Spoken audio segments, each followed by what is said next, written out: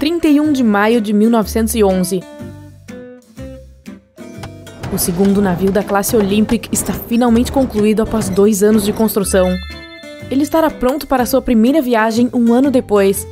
É o navio mais luxuoso do mundo. Seu nome é Titanic. Você acabou de ler as notícias de última hora no Daily Herald e decidiu fazer uma viagem nessa joia flutuante. Você se dirige à sede da White Star Line em Londres para comprar uma passagem. Você compra a tarifa de primeira classe mais barata por 30 libras, o equivalente a mais de 4.500 dólares hoje. Quarta-feira, 10 de abril de 1912. O dia finalmente chegou. Você precisa estar em Southampton às 9h30. Os passageiros da terceira classe embarcam primeiro no navio. Em seguida, a segunda e primeira classes embarcam 1 hora antes de o navio partir. Os comissários de bordo dão as boas-vindas a todos e mostram suas cabines. Agora é a sua vez. O majestoso navio à sua frente é maior do que você imaginou. Enquanto você embarca no Titanic, o próprio capitão Edward Smith o cumprimenta. Sua viagem começará em breve. Quando o transatlântico parar em Cherbourg e Queenstown, mais de 2.200 passageiros e tripulantes estarão a bordo, embarcando em sua viagem transatlântica. O Titanic está pronto para navegar e você ouve as buzinas do convés enquanto acena para as pessoas abaixo. Mas, alguns minutos depois, você ouve o pânico crescendo no convés. Você corre até a grade para ver o que está acontecendo. É outro navio chegando muito perto.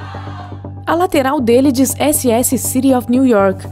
O Titanic mal saiu do cais, mas parece que vai haver uma colisão. O capitão consegue desviar do outro navio a apenas alguns metros. Ufa, essa foi por pouco. O navio está programado para chegar a Nova York 1 semana depois, em 17 de abril. Mas isso só se as coisas correrem de acordo com o planejado. O tempo está bom até domingo, dia 14. Conforme a embarcação atravessa uma frente fria, ela encontra ondas enormes e ventos fortes. A noite está tranquila, mas fria. O Titanic começa a receber avisos de outros navios sobre blocos de gelo à deriva nos grandes bancos da Terra Nova. Mas dessa vez, o grande navio não continua a viajar a toda velocidade. Em vez disso, o capitão desacelera. Ele quer ter certeza de que os vigias terão tempo de sobra para localizar qualquer iceberg ao longo do caminho, mesmo que isso signifique chegar a Nova York atrasado. São 11h40 da noite. O vigia Frederick Fleet avista um iceberg colossal bem à frente. Ele imediatamente alerta a ponte.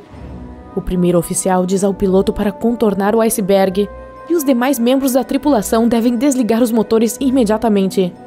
Todos a bordo estão trabalhando juntos para evitar o obstáculo, mas nessa história o capitão não entra em pânico. Ele imediatamente vira o volante na direção certa para longe do iceberg. Muitos passageiros já foram acordados pela comoção e solavancos. Alguns vão ao convés de pijama para ver o que está acontecendo. Outros dão uma espiada no lado direito do navio para ver mais de perto. Você e todos os outros assistem ansiosamente com as mãos brancas de frio segurando na grade. O estresse e o frio fazem você estremecer. Você não pode deixar de se perguntar se o Titanic irá colidir com o iceberg. O iceberg está cada vez mais perto. Os espectadores prendem a respiração. É tão silencioso que você pode ouvir um alfinete cair.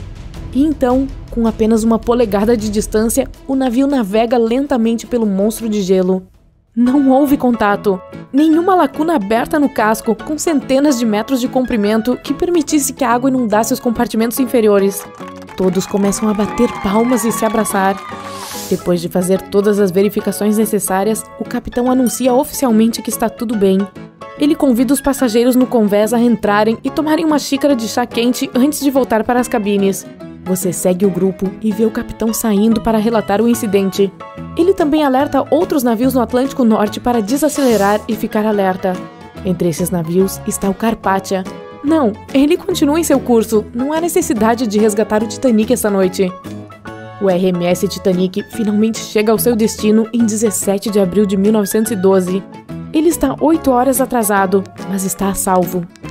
Milhares de pessoas vêm às docas de Nova York para admirar o navio mais luxuoso do mundo. Ele realizou uma primeira viagem bem-sucedida. Antes de descer do navio, alguns passageiros trocam endereços para se inscreverem, como os jogadores de tênis Richard Norris e Carl Baer. Ambos estavam a bordo do Titanic. Mas dessa vez, Norris não passou horas nas águas frias do Atlântico Norte tentando ajudar outros passageiros, quase perdendo as pernas devido à hipotermia. E Bear nunca esteve em um barco salva-vidas com sua namorada, onde a pediu em casamento. Não, dessa vez ele fez isso com amigos e familiares por perto, e todos eles comemoraram o noivado. Os dois tenistas acabaram jogando sua primeira partida juntos no final de 1912. Norris se tornou um dos melhores jogadores da sua geração e ganhou a Copa Davis 5 vezes. Margaret Brown estava voltando para os Estados Unidos para ver seu neto doente. Dessa vez, ela não precisou ajudar os passageiros a embarcar nos botes salva-vidas e nunca subiu no bote salva-vidas número 6. Quando Brown sai do navio, ela corre para o lado do neto. Dessa vez, ela nunca encontrou a tripulação ou o capitão do Carpathia para dar a eles uma taça de prata honorária. Ela continuou fazendo trabalho filantrópico, mas nunca se tornou conhecida como a inafundável Molly Brown. Violet Jessop nunca gostou da ideia de navegar no Atlântico Norte, porque sabia como o clima poderia ser ruim.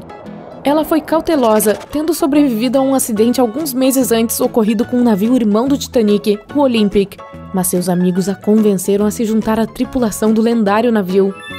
Dessa vez, ela nunca foi chamada ao convés para ajudar os passageiros e jamais embarcou no bote salva-vidas 16.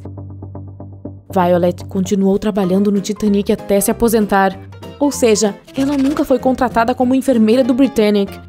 Em novembro de 1915, não marcou o terceiro naufrágio ao qual Jessop sobreviveria. O líder de banda Wallace Hartley partiu para uma viagem para fazer novos contatos possíveis para trabalhos futuros, mas ele continuou tocando para entreter os passageiros.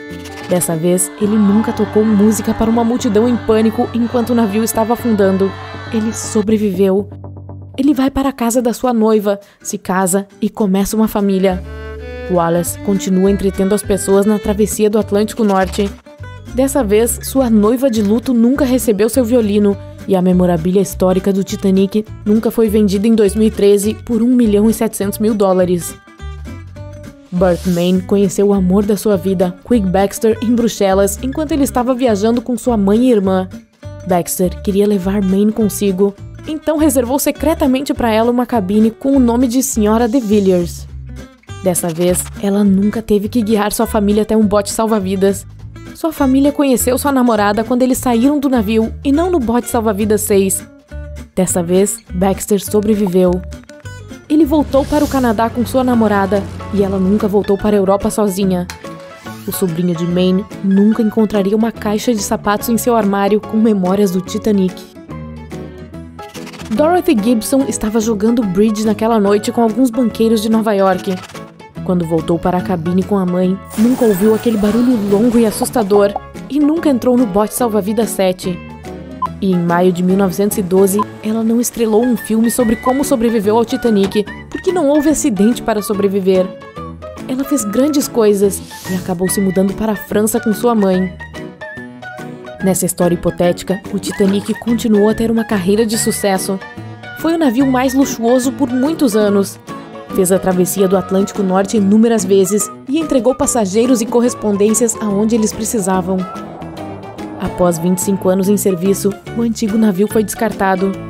Outro grande navio o substituiu. Tinha mais espaço para botes salva-vidas e um convés grande o suficiente para que as pessoas caminhassem e brincassem. A empresa White Star Line acabaria por se fundir com seus concorrentes, mas dessa vez, como seus navios não afundaram, eles tiveram lucro suficiente para continuar fortes. Em 1980, a empresa se tornaria uma grande companhia aérea. A primeira viagem deles foi de Dublin a Nova York. O avião foi apelidado de Titanic em homenagem ao histórico navio da companhia aérea. E dessa vez, em 1985, a única coisa que os oceanógrafos encontram no fundo do Atlântico Norte são corais, peixes e moluscos, e um grande colar de diamantes azuis. Espere um pouco. Não, apenas alguns vidros azuis quebrados. Deixa pra lá.